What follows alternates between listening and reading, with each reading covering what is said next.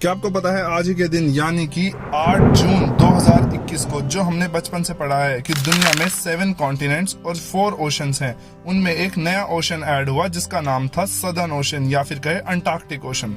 Southern ocean 60 degree south latitude से शुरू होता है और पूरे अंटार्कटिक कॉन्टिनेंट को चारों तरफ से घेरता है।